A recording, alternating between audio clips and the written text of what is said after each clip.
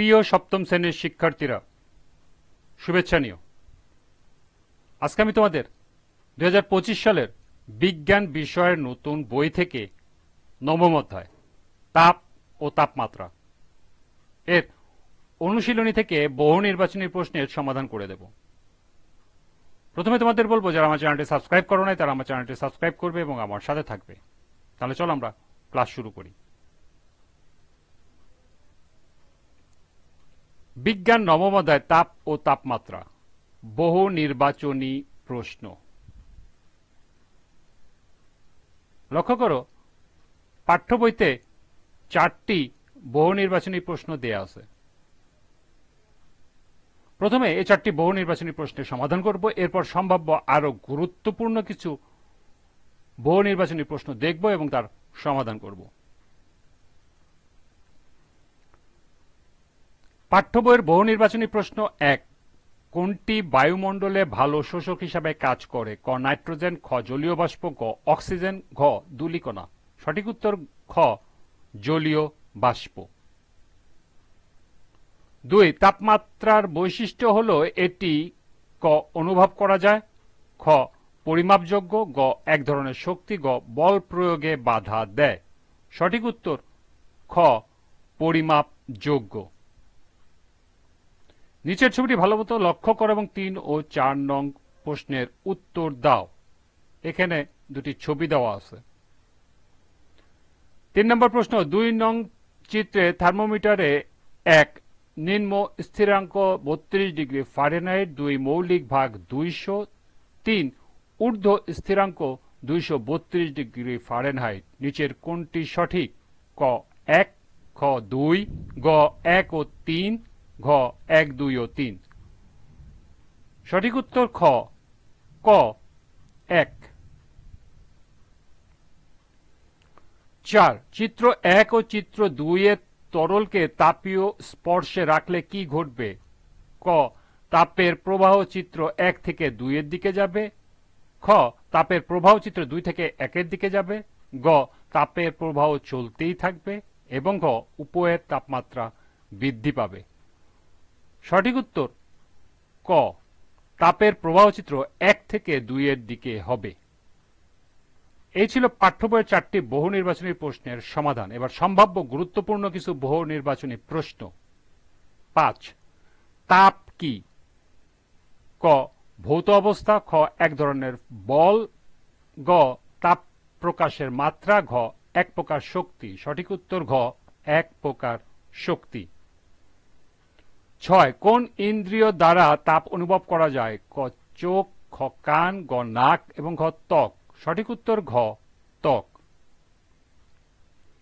7, কোন বস্তুর তাপীয় অবস্থাকে কি বলে? ক তাপ, খ উষ্ণতা, গ গলনাঙ্ক এবং ঘ স্ফুটনাঙ্ক। সঠিক উত্তর খ উষ্ণতা। 8, তাপমাত্রা বৃদ্ধির সঙ্গে সঙ্গে শব্দের বেগের কিরূপ পরিবর্তন হয়? ক স্থির থাকে, খ কমে যায়, গ বেড়ে যায়, ঘ শূন্য হয়ে যায়। সঠিক উত্তর গ বেড়ে যায়। 9, তাপের বৈশিষ্ট্য কোনটি? ক তাপকে দেখা যায়, খ তাপের আয়তন আছে, গ তাপকে অনুভব করা যায় এবং ঘ তাপকে হাত দিয়ে ধরা যায়। সঠিক উত্তর গ তাপকে অনুভব করা যায়।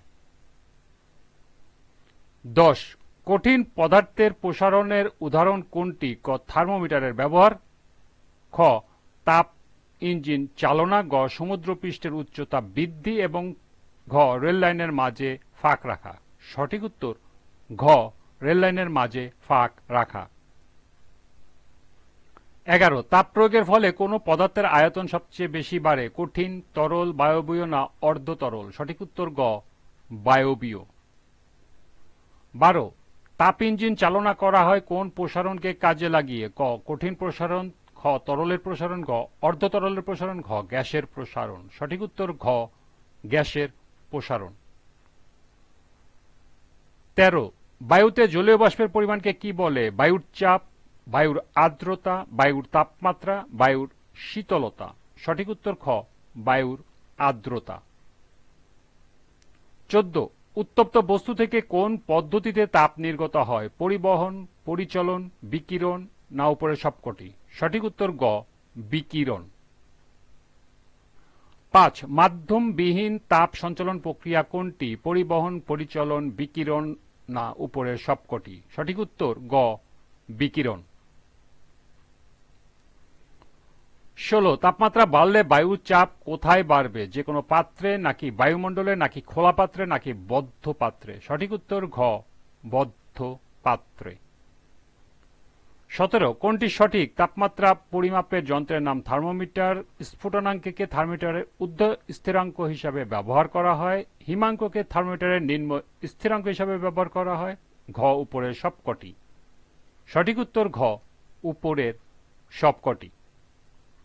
18 কোনটি সঠিক? তাপ প্রয়োগে করলে অধিকাংশ পদার্থের আয়তন বাড়ে। তাপ পেলে বায়বীয় পদার্থ প্রসারিত হয়। জলীয় বাষ্প তাপ পেয়ে প্রসারিত হয়। উপরের সবকটি।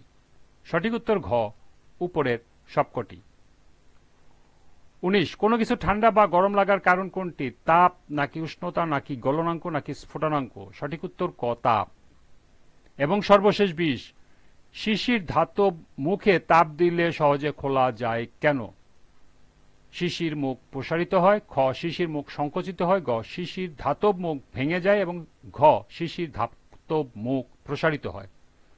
সঠিক উত্তর ঘ শিশির ধাতব মুখ প্রসারিত হয়। এই ছিল পাঠ্য বইয়ের 4টি সহ সর্বমোট 20টি গুরুত্বপূর্ণ বহু নির্বাচনী প্রশ্ন এবং এর সমাধান।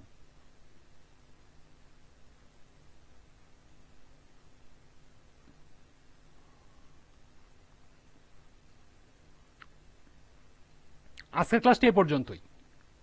পরবর্তী ক্লাসে সৃজনশীল প্রশ্নের সমাধান করে দেব।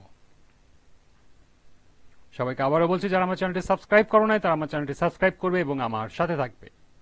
সবাইকে পরবর্তী ক্লাস দেখার আমন্ত্রণ জানিয়ে আজকের মতো আমি এখানেই বিদায় নিচ্ছি। আল্লাহ হাফেজ।